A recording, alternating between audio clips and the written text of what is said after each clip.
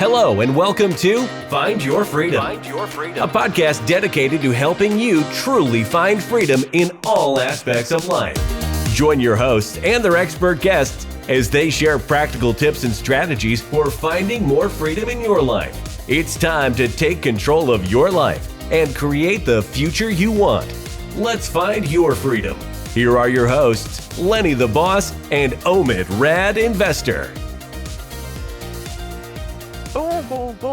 Boom. We are back to another episode of Find Your Freedom. And we're super excited today with the friend guest that we have on. But before we go there, with Meet and I, we always want to help. And we have something that's easily downloadable for you. It's a freedom kit. All you have to do is go to www.findyourfreedomrei.com/freedom kit. Once again, www.findyourfreedomrei.com/freedom kit. All right. So this next young lady that we bringing on, this is a little different than we normally have, right?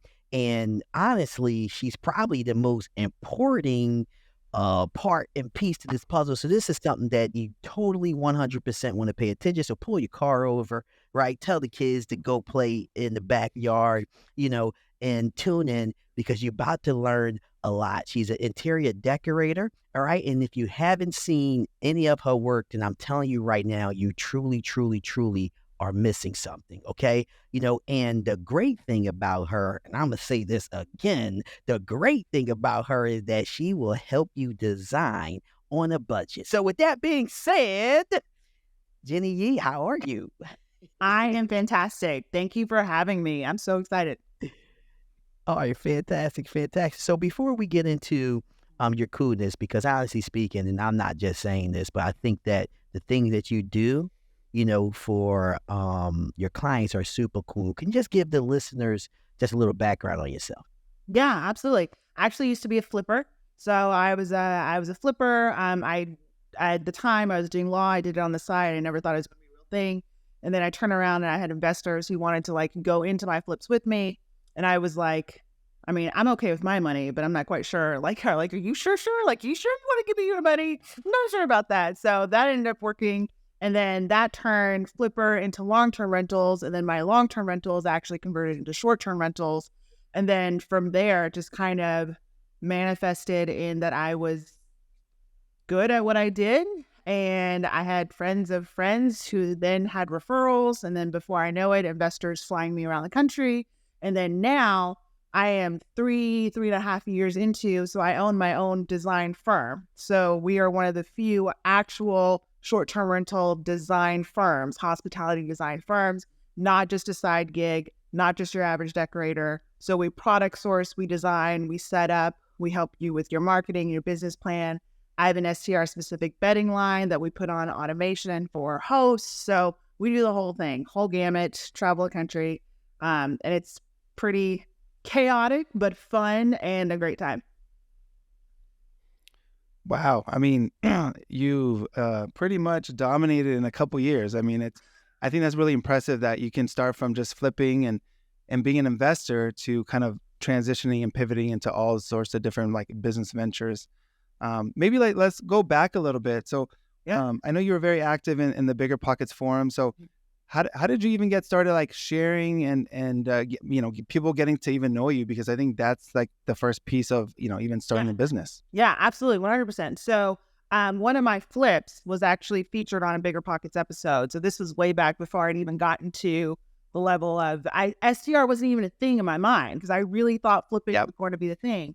And then, we all know kind of what happened with COVID and the pre-COVID, and we hit a weird market. And I was in a really good flipping market, but the market, outside circumstances, per usual, it didn't sit right. And then as momentum came, I honestly, 3 years ago, had you asked me if this is what I would be doing, I would have been like, wait, what? You high as a kite. No, that's not even a thing. It's not a thing. But it turns out it is a thing. And it can be a thing when you make it a priority to know what you're doing and to capitalize, to do it well and with intention. So honestly, the Bigger Pockets, I was just, after that one episode, it's kind of like the momentum. Things just kind of came. And then when I was posting before and after pictures, because I wasn't even doing social media at the time. So like I would just, and they were like, Denny, like you need to post your before and after, because I was just doing it for friends. And I was like, I mean, it's no harm, no foul. Sure, why not? So I would. And then that caught people, like I realized that people were getting it. Like, they're like, oh, like, whoa, this is cool. And then that's when I made sure to start doing a lot of like the behind the scenes to say like I try to bring my viewers on a journey, like while we're on site, when we're showing up. Like it's not HGTV. Like it really is not like all the pretty. There is a lot that goes into it, and there's a lot of chaos. And like when I hire assistant designers, or when I talk to people who want to go into this line of work, I'm like, you have to be ready that this is not just, oh, we're going shopping. Like here's a whole lot more that has to do with than just, oh, we're going to go shop and find pretty stuff, and then we're going to go set it up like you would your normal house. Like, so I think that aspect is really what kind of gravitated people to the reality, because I just hit it. I'm really lucky, honestly. At the end of the day, I'm just super lucky to have hit it at the right time where people had an interest. And once I realized, and I had converted myself to the business mentality of saying, no, this is going to be a thing for me. I know that I can run a firm doing this. From then, it was literally, all right, how do I capitalize on this momentum? How do I target my audience? How am I putting the content out there? And that's when I really started to see like this explosion of growth. Like, again, never in my mind would I have ever thought, like, right now I've got 35,000 followers on Facebook, and my reach per post is about 120,000 per post. And it's just this fascination with like how to do and how to set up and how these things work. So luck, I guess.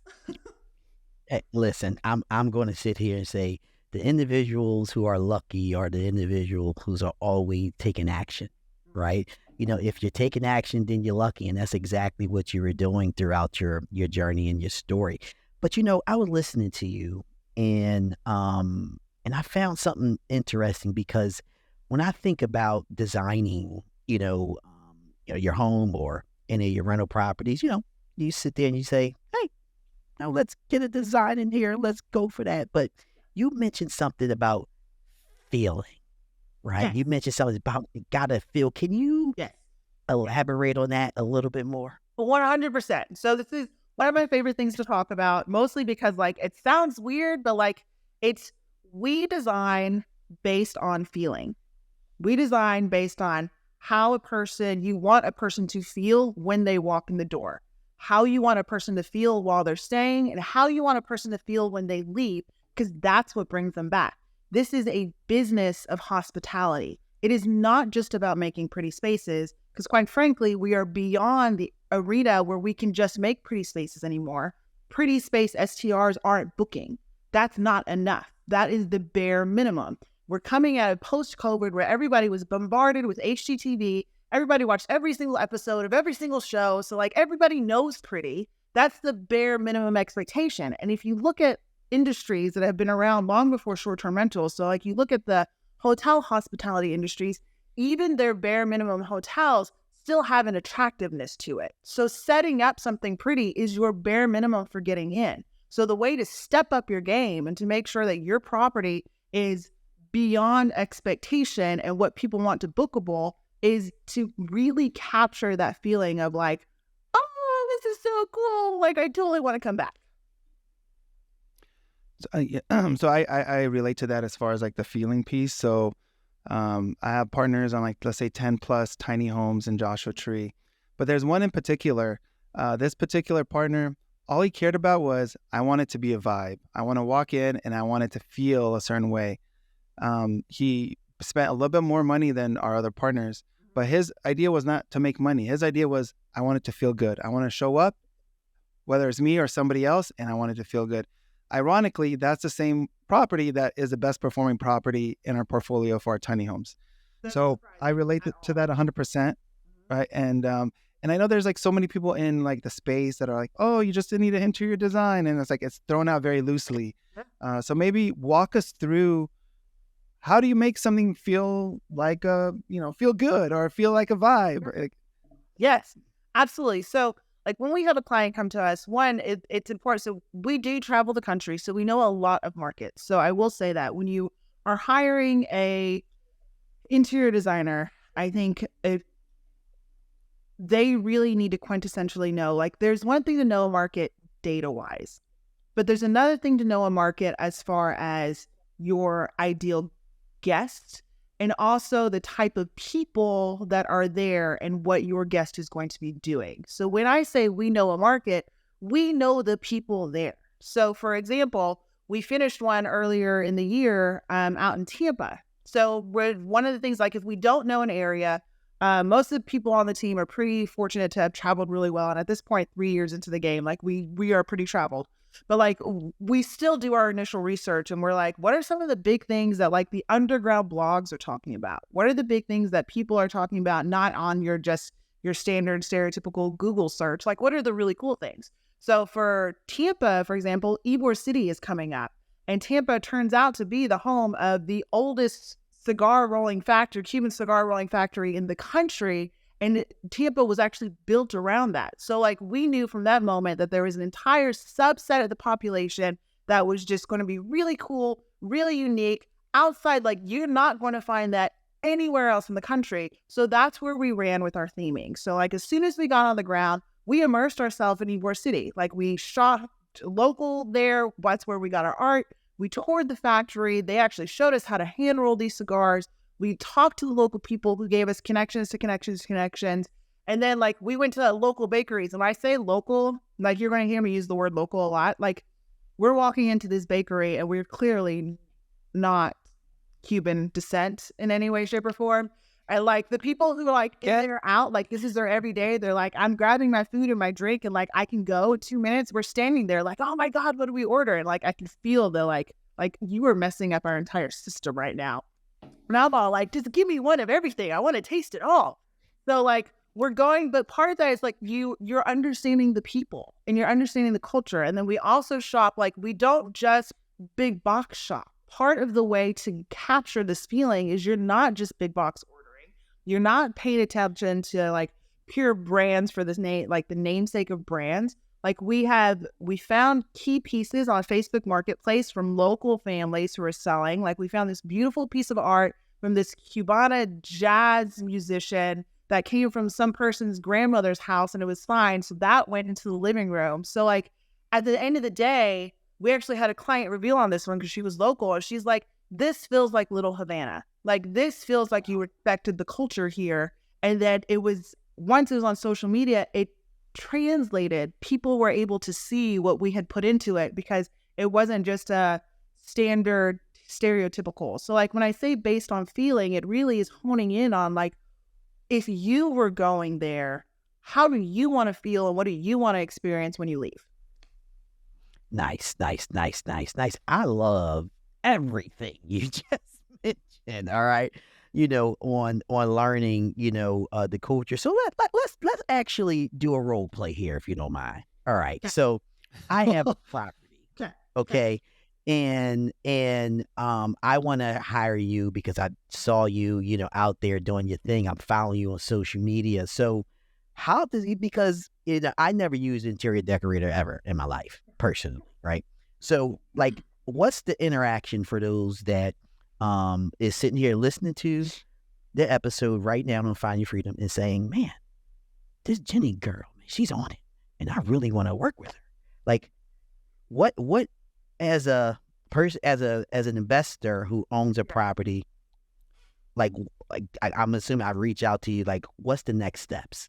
Kind of walk me through that. So you'll usually come to us a couple of different ways as far as like where we're starting. Some people we do what's called a refresh. So they've had an Airbnb or they just purchased one that was already up and running. And like, it just needs to be themed out. It needs to be modernized. It was old. They know that it could pull more on a nightly rate, but it's not, and they don't know what to do. So that's what we call a refresh. So in that case, we're assessing, where it is already, what the nightly rate is compared to the competition, and like how much we really can pull. Because for us, our measure of success is not the real estate measure of success. I don't care how much you paid for the property. I don't care how much it contributes to your net worth. What I care about is what it can pull nightly, because that means that is a successful. So that's where we start. So if we're in a market that we really are not going to be able to increase you, let's just say the entire market is at capped or dead, then we're going to suggest only minor changes because there's no point in putting your money into something you're not going to get a return in. But oftentimes we can get you there because you, like, when you purchased it, you used either some kind of Airbnb or you used some kind of like background research to get you there. So like you knew that you would get there and it's just not quite there. So from there, we actually go straight into the apps and we assess your competition. Because the reason why we assess it by going into Airbnb and looking straight at your competition is because we are now in the mind of the person who's booking. We're looking at what they're saying. I don't care what the statistics say, because I've had clients come to me and they're like, well, we just purchased this house and this is what the statistics say I should pull. And I'm like, I understand that's what they say, but right now, even the luxury things are not pulling this. So this is what you need to gear. Like, I understand it's a disappointment, or it's the complete opposite. I'm like, these luxury ones are only pulling this, but I guarantee you that we can actually push you higher with this, this, and this, and this as an upsell. Let's get you flowing and create even more. So like, we are assessing it based on the market of competition at the time. Because again, this is a business. You are in competition with other businesses. So we assess, so that's our first step. It's kind of assessing, what we can actually do for you and whether it's practical. Second, I wouldn't say most, half of the investors come with us and they're like, this is my max budget. Like, this is what I can do. This is what we can do it in. And I am a massive advocate of budget. I think this is my flipping background where we ran everything on a budget, where I don't think that you should be dumping tons of money into getting an STR up for it to be successful. I know people who have dumped 5 figures into a 3-bedroom home. We have dumped 10 grand versus like 30 grand into the same size. And our clients are pulling more on their nightly rate because the money was spent wisely. So it's not about how much you spend, it's about how you spend it. So that's part of the next step, is assessing the budget piece. Don't go in over your head, but also, like, if you really want this to stand out, be willing. So that's a conversation that we have. And then from there, we segment it into it's just the theming and design on our end, or we actually have our subcontractors. So we have subcontractors that fly all over the country, and we project manage contracting stuff if there needs to be any renovation work ahead of time. Because oftentimes in some of these areas, you're either getting contractors that you can't find because the investor's not there, or they're super isolated and those contractors are running sky high prices and there's nobody on site. So if we can run our subcontractors for at cost or slightly less than what they've been quoted, but we can keep up with the logistics and the timing, then that just keeps everything on an efficient process.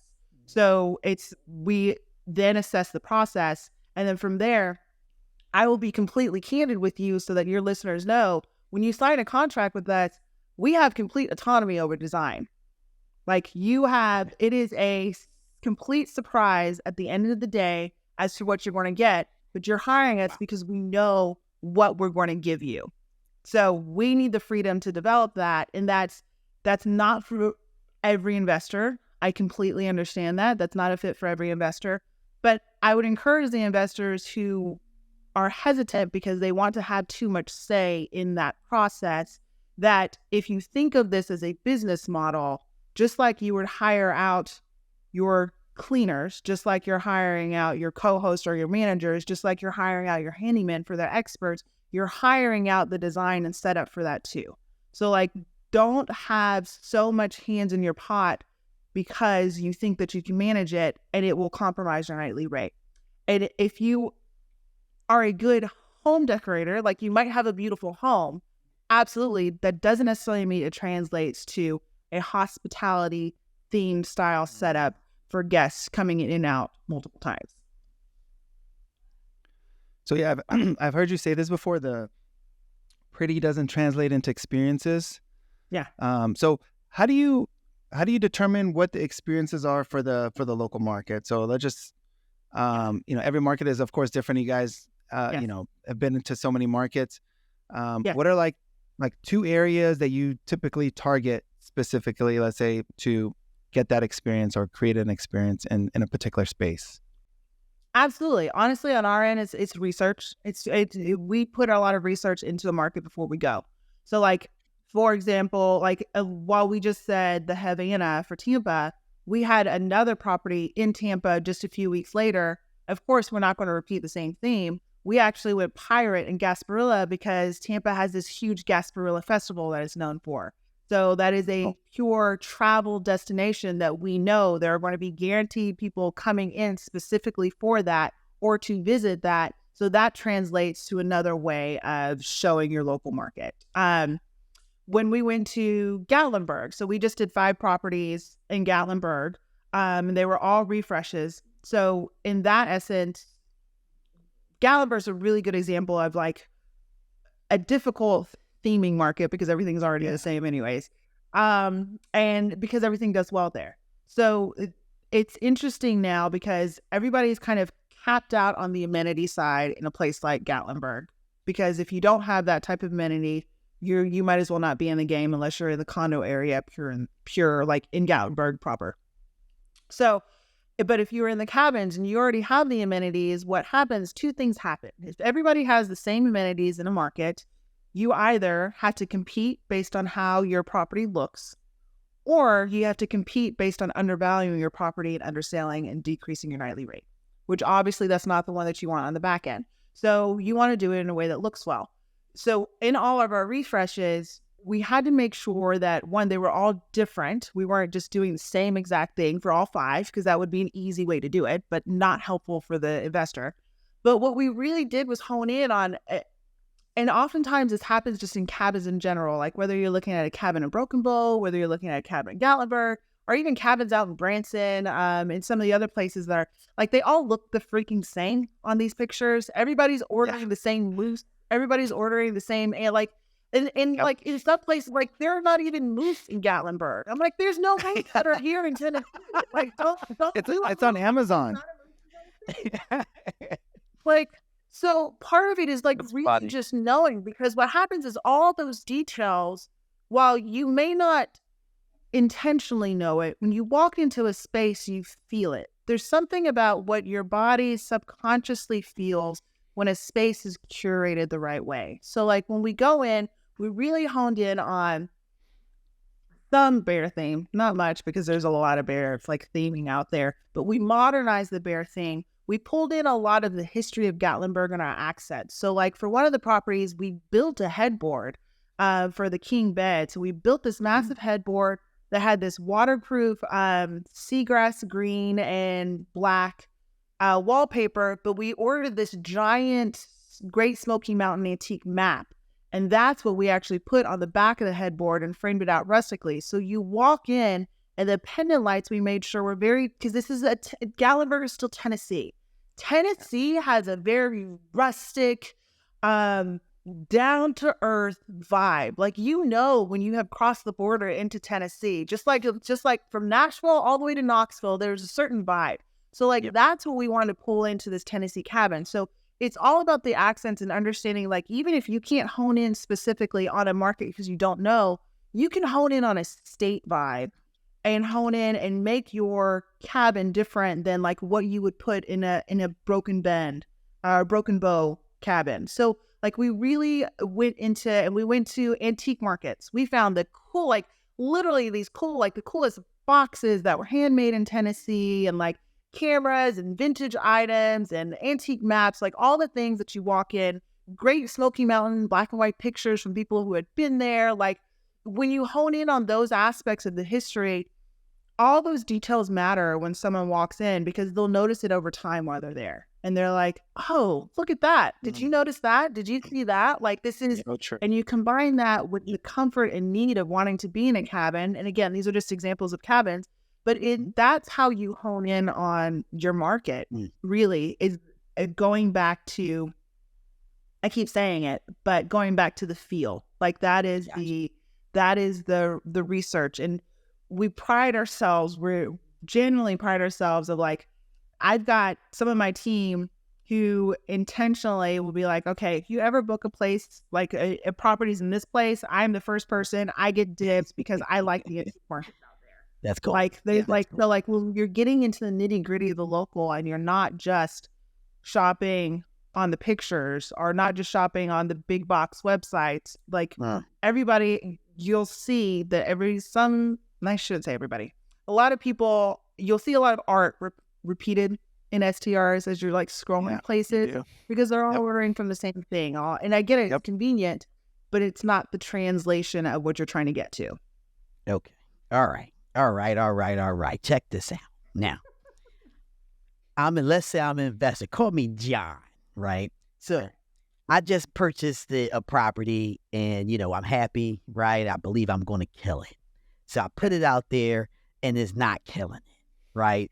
And the feedback I'm getting is that, it's just not killing it. So as an investor, I'm going to say, hey, what do I need to do to start to kill this? I'm going to, see what you're doing. I'm going to start to engage. But I'm going to think about a couple of things. I have a short-term rental. So I'm going to think about one, how long is this going to take? Because the longer that my property is not, live, right, I'm, once again, losing money, right? So that's one question. The second question is, all right, well, if I do go with Jenny, well, do you have any prior results to show me that you took, places where they was $99 a night and now they're $250 a night? So I'm going to throw those two questions out there to you. You can go. Absolutely. So this is why I love the fact that we are a dedicated firm to this. We are not just a designer doing a side job, doing a hobby where this is going to take you 2 months to translate. When you come on board with us, I have a logistics team, I have a finance team, and then we've got our design and our construction and our project management. So you get all those pieces. By the time that we get on site, our setups are about 5 days. We're in and out. So like we understand that this is a cost analysis for you per day. Now, obviously, there are exceptions because we do boutique hotels. We help investors translate hotels to renting to STRs. We help them theme and brand hotels. We've got this really cool one in Wyoming coming out, like based on Butch Cassidy, which is going to be amazing. But like so for us, we understand that this costs you. So that's part of what we do. And that's part of the reason like we retain the autonomy is because we are doing so much on our back end before we even get on site. So that by the time we are on site, like y'all have STRs. Everybody here that has an STR knows, like there's always going to be something unexpected when you get on site. It doesn't matter how much you plan. Like it's just inevitable. So like we try to build in as much as we can, knowing that like our days on site really are about 5 days for just your average turnover. So to answer your first question, yes, we understand this is going to cost you per day, which is why we really try to work with an investor either to book out a calendar. So like right now, we've got investors that have blocked out certain times in their low season because they know that that's when they're going to be able to do something. Or they're like, hey, I just purchased this, but we're actually taking all these bookings too. So do you have a recommendation? Because I don't know this place. Like, should we cancel a certain booking in order to up the rest further on? And that's a conversation that we can have too at the same time based on, the high and low seasons because it fluctuates across the country. Second piece is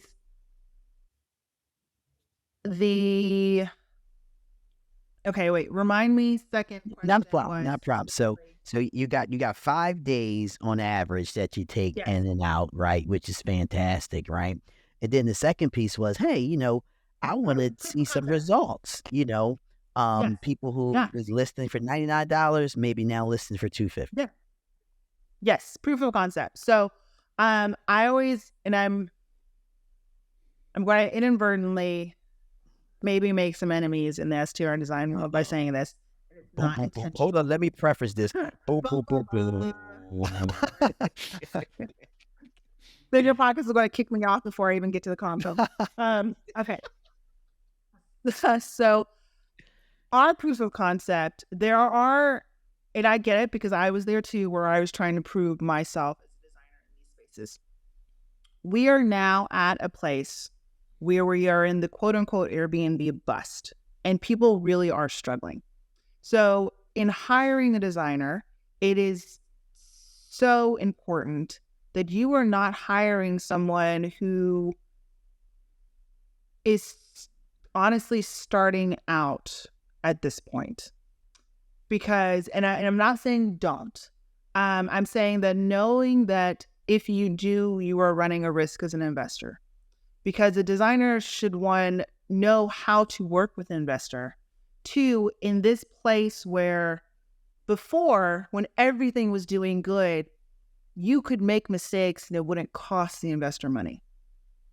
A true hospitality designer knows, again, this isn't about making a pretty space. This isn't about making even just a client happy. That's one of the reasons I tell my client, like, you may be a great investor, but that doesn't translate to whatever you think would work in a property is necessarily good for the market. You are also hiring us for our market expertise, not just our design expertise, because they coincide with each other.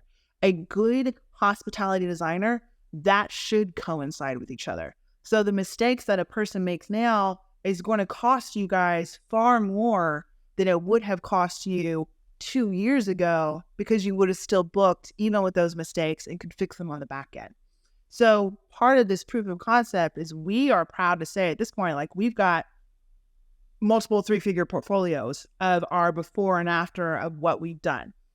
Now, having said that, when I show my proof of concept when it comes to numbers, if I've handed a property back over, and this is one of the reasons I actually don't do past links, this is the investor's property. If they've changed something on the property, if they've mismanaged the property, etc., those are things that I can't help. Those are things that were out of my purview, out of my control, and I'm handing a design over. I could have known that 100% it would have worked, but just because they didn't like it, because they had a personal preference for a certain style and they changed it, no reflection on us. But what I can tell you is I can give you the background of what it should have brought. I can give you the background, and I can give you our portfolio and what it cost us. So that's the point of where we can, and this goes back to hiring a designer. If they're telling you that they don't have a quote unquote portfolio, then they're too new. And it's okay to be new. But if you are I actually just launched a design academy this summer specifically for designers in this space intentionally, because I have a heart of helping designers in this space. Like, it's important that you're finding people that you're under that really know this space too, because you are costing money, but also there's so much involved in this. It's not just money, it's liability, it's insurance, it's functionality, it's, all these things that come into play in setting up an STR on the investor's end that really are important aspects. So all that to say is our proof of concept is in our multi-figure portfolio at this point, and also our knowledge that we can give you on ahead of the game. And then if we co-host or manage a property, we can give you that information too. That's easy. Gotcha. No, I love your story as far as, like, starting with a flipping background and then kind of transitioning into kind of the space that you've kind of come into. So I guess for the listeners, what does Find Your Freedom mean to you? I actually love this question because when I first started out, I was very intentional about not turning down an investor who didn't have the money, because I truly believed that, one, you shouldn't, like we mentioned before, you don't necessarily, sometimes you do need to spend the money, 5, sometimes 6 figures when talking hotels going into something. But everybody that is investing on this space, there's this concept that you already have financial freedom, or you're already rich, or you're already wealthy, or you already have these when you're starting these investments.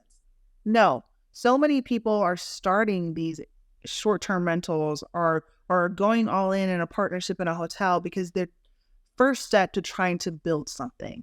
And just because you only have a limited amount doesn't mean that should stop you from having the professionals come in to help you with where you're trying to get.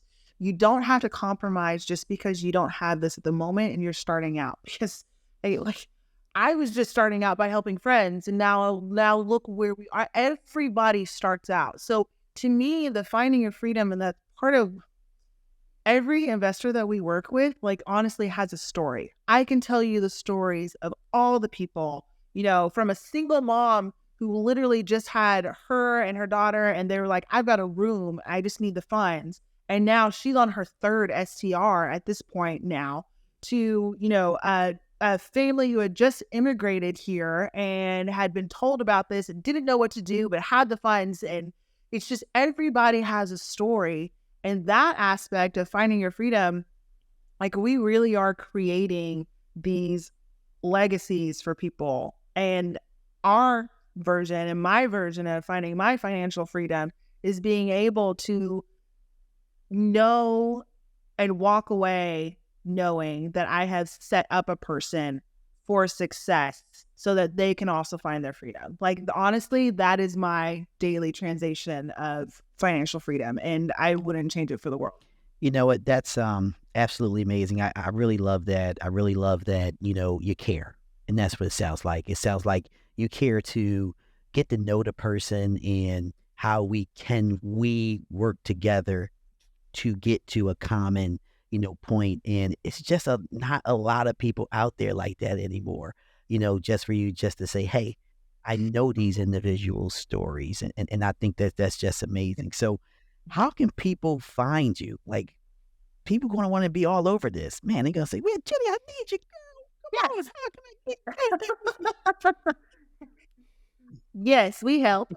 So you can, Jenny, Jenny, Yi, and designs. So JennyYeDesigns.com is our actual website. You can find me on Facebook. You can just search Jenny Yi.